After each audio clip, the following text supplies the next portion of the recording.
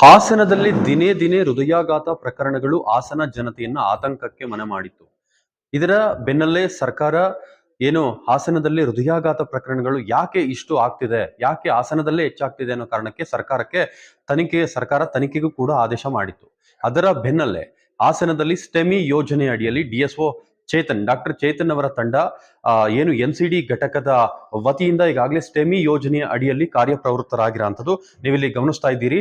NCD ಘಟಕದ ಎಲ್ಲ ಸಿಬ್ಬಂದಿಗಳು ಇಲ್ಲಿದ್ದಾರೆ. ಮಹಿಳೆಯರು ಮತ್ತೆ ಪುರುಷರು ಸೇರಿದಂತೆ NCD ತಂಡ ಈಗಾಗಲೇ ಸರ್ವ ಸಿದ್ಧವಾಗಿದೆ. ಅಂದ್ರೆ ಹೃದಯ ಸಂಬಂಧಿ ಕಾಯಿಲೆಯ ಈ ಸಂಬಂಧ ತಪಾಸಣೆಗೆ ಹಳ್ಳಿಗಳಿಗೆ ಹೋಗಿ ತಪಾಸಣೆ ಮಾಡುವಂತಹ ಕಾರ್ಯಕ್ಕೆ ಮುಂದಾಗಿರುವಂತದ್ದು. ಇದರ ಏನು ಈ ಸ್ಟೆಮಿ ಯೋಜನೆಯ ತಂಡದ ಮುಖ್ಯಸ್ಥರು ಡಾಕ್ಟರ್ ಚೇತನ್ ಅವರು ನಮ್ಮೊಟ್ಟಿಗಿದ್ದಾರೆ. ಅವ್ರನ್ನ ಮಾತನಾಡಿಸ್ತಾ ಹೋಗೋಣ. ಸರ್, ಈಗಾಗಲೇ ಹಾಸನದಲ್ಲಿ ದಿನೇ ದಿನೇ ಹೃದಯಾಘಾತ ಪ್ರಕರಣಗಳು ಹೆಚ್ಚಾಗ್ತಾ ಇದೆ. ತಾವು ಸ್ಟೆಮಿ ಯೋಜನೆಯ ಅಡಿಯಲ್ಲಿ NCD ಘಟಕದ ವತಿಯಿಂದ ತಾವು ತಪಾಸಣೆಗೆ ಮುಂದಾಗಿದ್ದೀರಿ. ಈ ಸ್ಟೆಮಿ ಯೋಜನೆ ಅಂದ್ರೆ ಏನು ಸರ್? ತಮ್ಮ ಈ NCD ಘಟಕದ ಈ ಟೀಮ್ ಹೇಗೆ ಕಾರ್ಯನಿರ್ವಹಿಸುತ್ತೆ? ಸರ್, ಸ್ಟೆಮಿ ಯೋಜನೆ ಅಂದ್ರೆ ಸರ್ ಮುಂಚೆ 23 ನಾವು ಶುರು ಮಾಡಿದ್ವಿ ಸರ್. ನಮ್ಮಲ್ಲಿ ಹೊಳೆಯಸ್ಪುರ, ಚಂದ್ರಾಪಟ್ಟಣ ಮತ್ತೆ ಡಿಸ್ಟ್ರಿಕ್ಟ್ ಹಾಸ್ಪಿಟಲ್ ಫಸ್ಟ್ ಫೇಸ್ ಅಲ್ಲಿ ಕೊಟ್ಟಿದ್ದಾರೆ. ಸ್ಟೆಮಿ ಯೋಜನೆ ಅಂದ್ರೆ ನಾವು ಅದನ್ನ ECG ಫಾರ್ ಎಕ್ಸಾಂಪಲ್, ಈಗ ಯಾರೋ ಚೆಸ್ಟ್ ಪೇನ್ ಅಂತ ಬರ್ತಾರೆ, ಇದಂತ ಬರ್ತಾರೆ, ಸಡನ್ ಆಗಿ ನಮ್ಗೆ ಅಲ್ಲಿ ಏನಂದ್ರೆ ECG ಮಾಡ್ತೀವಿ. ಸೊ ECG ಡ್ಯೂಟಿ ಡಾಕ್ಟರ್ಸ್ ಬೇರೆ ಬೇರೆ ತರ ಇರ್ತಾರೆ, ಅವರು ಫಿಸಿಷಿಯನ್ ಇರಲ್ಲ. ಆಗ ನಮ್ಗೆ ಡೌಟ್ ಇರುತ್ತೆ ಏನು ECG ಇದು ಅಂತ. ತಕ್ಷಣ ನಾವೇನ್ ಮಾಡ್ಬೋದು, ಅದನ್ನ ಆನ್ಲೈನು, ಸ್ಟೆಮಿ ಯೋಜನೆಯಲ್ಲಿ ಆನ್ಲೈನು ನಾವು ಬೆಂಗಳೂರಿಗೆ ಎಂಪನಲ್ ಮಾಡಿರ್ತಾರೆ ಜಯದೇವ ಹಾಸ್ಪಿಟ್ಲು ಇದಕ್ಕೆಲ್ಲ. ಸೊ ಅವ್ರು ಸಡನ್ ಆಗಿ ಅಲ್ಲಿ ಕಾರ್ಡಿಯಾಲಜಿಸ್ಟ್ ಅದನ್ನ ಓದಿ ಇದು ಪ್ರಾಬ್ಲಮ್ ಇದೆಯೋ ಪ್ರಾಬ್ಲಮ್ ಇಲ್ವೋ ಅಂತ ಹೇಳ್ತಾರೆ. ದಟ್ ಈಸ್ ಸ್ಟೆಮಿ ಯೋಜನೆ. ಅದು 23ರಲ್ಲಿ ಶುರುವಾಯಿತು.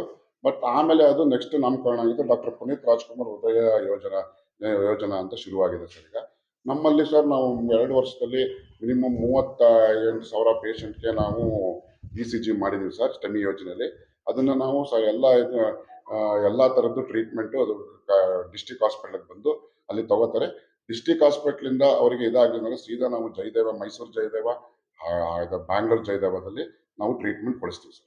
ಸರ್, ಡಾಕ್ಟರ್ ಪುನೀತ್ ರಾಜ್ಕುಮಾರ್ ಹೃದಯ ಜ್ಯೋತಿ ಯೋಜನೆ ಹಾಸನ ಜಿಲ್ಲೆಯಲ್ಲಿ ಯಾವ ಆಸ್ಪತ್ರೆಯಲ್ಲಿದೆ? ಜೊತೆಗೆ ನಿಮ್ಮ ಈ ಸ್ಟೆಮಿ ಯೋಜನೆ ಈ ತಂಡದಲ್ಲಿ ಎಷ್ಟು ಜನ ಇರ್ತಾರೆ ಸರ್? ಅವ್ರು ಹೇಗೆ ಕಾರ್ಯವನ್ನು ನಿರ್ವಹಿಸ್ತಾರೆ?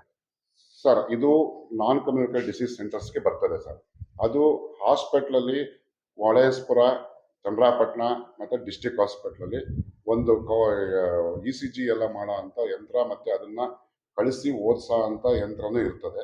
ಅಲ್ಲಿ ಡೌಟ್ ಇರೋ ಪೇಷಂಟ್ಗೆ ನಮ್ಮ ಡಾಕ್ಟರ್ಗಳಾಗಲಿ, physician, MBBS surgeon, anyone doubt ಇರೋರು ಕಳಿಸಿದಾಗ ಅಲ್ಲಿ ಸಡನ್ ಆಗಿ ನಾವು ECG ಮಾಡಿ ಪೇಷಂಟ್ಗೆ ಅದನ್ನ ಜಯದೇವಾಗ ನಾವು ಆನ್ಲೈನ್ ಕಳಿಸಿದಾಗ ಅವ್ರ online report within 3 to 4 minutes ಅಲ್ಲಿ ಕೊಡ್ತಾರೆ ಸರ್.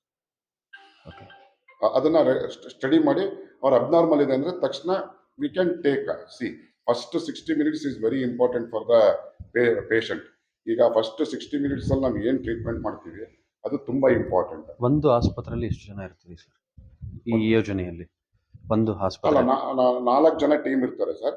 ಈಗ ಅವರು ಡಾಕ್ಟರ್ ಯಾವಾಗ ಹೇಳ್ತಾರೆ ಅದನ್ನ ಇವ್ರು ತೆಗೆದುಬಿಟ್ಟು ಕಳಿಸಿ ಆ ಡಾಕ್ಟರ್ಗೆ ರಿಪೋರ್ಟ್ ಕೊಡ್ತಾರೆ ಸರ್. ಈಗ ನೆಕ್ಸ್ಟ್ ಇನ್ನು 5 ತಾಲೂಕ್ ಹಾಸ್ಪಿಟಲ್ ಇದೆ.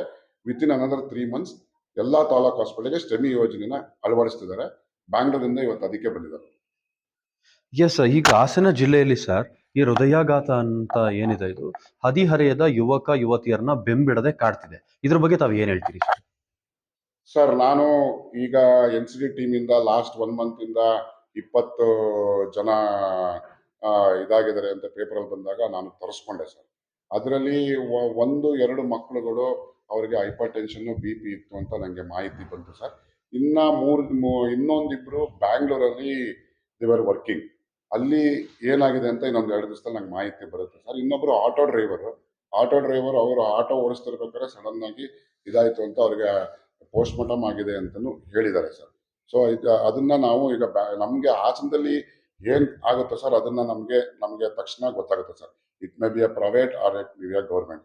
ಈಗ ನಮ್ಮ ಹಾಸನದವರು ಅಲ್ಲಿ ಹೋಗಿ ಬೆಂಗಳೂರು ಸೆಟ್ಲ್ ಆಗಿರ್ತಾರೆ, ಅದು ನಮಗೆ ಮಾಹಿತಿ ಇರಲ್ಲ. ಇನ್ಮೇಲಿಂದ ಆ ಮಾಹಿತಿ ನಾವು ತರಿಸ್ಕೊಂಡು ನಿಮಗೆ ನಾವು ಎಲ್ಲ ಮಾಹಿತಿನೂ ನಾವು ಶೇರ್ ಮಾಡ್ತೀವಿ. ಫೈನಲಿ ಇದ್ರ ಬಗ್ಗೆ ಏನ್ ಹೇಳಕ್ ಇಷ್ಟಪಡ್ತೀರಾ ಸರ್? ಅಂದ್ರೆ ಹೃದಯಾಘಾತ ಜನ ಆತಂಕಕ್ಕೆ ಒಳಗಾಗಿರೋಂಥದ್ದು, ಅದಕ್ಕೆ ಏನ್ ಹೇಳಕ್ ಇಷ್ಟಪಡ್ತೀರಿ ಸರ್? ಇದಕ್ಕೆ ಆತಂಕ ಪಡೋದು ಬೇಡ.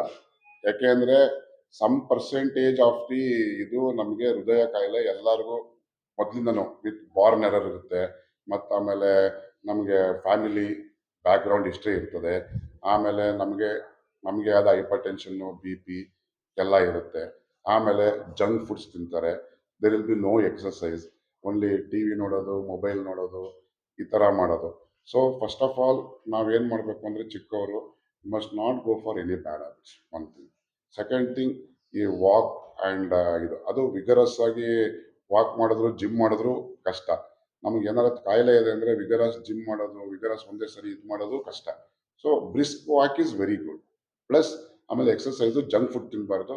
ಮತ್ತು ನಾವು ನಮ್ಮ ಬಾಡಿನ ಕರೆಕ್ಟಾಗಿ ಮೇಂಟೈನ್ ಮಾಡಿದ್ರೆ ಯಾರಿಗೇನೂ ಆಗಲ್ಲ. ಆಫ್ಟರ್ ದಿ ಅಬೌವ್ ದಿ 50 ನನಗೆ ಐ ಆಮ್ 51 ಈಗ. ನಂಗೆ 35 ಇರ್ಬೇಕಾದ್ರೆ ನನಗೆ ಇದಾಯಿತು, ಶಂಟ್ ಹಾಕಿದ್ದಾರೆ. 2017 ಪ್ರಾಬ್ಲಮ್ ಆಯಿತು, ಶಂಟ್ ಹಾಕಿದ್ದಾರೆ.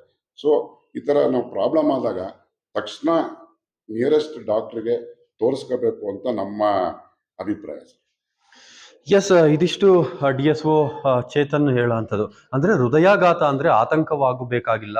ಏನು ದುಶ್ಚಟಗಳಿಂದ ದೂರ ಇರೋದು, ಜೊತೆಗೆ ಜಂಕ್ ಫುಡ್ಗೆ ಕಡಿವಾಣ ಹಾಕಂಥದ್ದು, ಜೊತೆಗೆ ಜೀವನ ಶೈಲಿಯನ್ನ ಉತ್ತಮಪಡಿಸ್ಕೊಂಡಿದ್ದೆ ಆದ್ರೆ, ಜೀವನ ಶೈಲಿಯಲ್ಲಿ ಉತ್ತಮ ಹವ್ಯಾಸಗಳನ್ನ ಬೆಳೆಸ್ಕೊಂಡಿದ್ದೆ ಆದ್ರೆ ಹೃದಯಾಘಾತಕ್ಕೆ ಕಡಿವಾಣ ಹಾಕಬಹುದಾಗಿದೆ ಅನ್ನೋದು ಇವರು ಹೇಳ್ತಿರೋ ಅಂಥದ್ದು, ಮಾತಾಗಿರೋ ಅಂಥದ್ದು. Chetan Chandrayapatna, guarantee news, Hassan.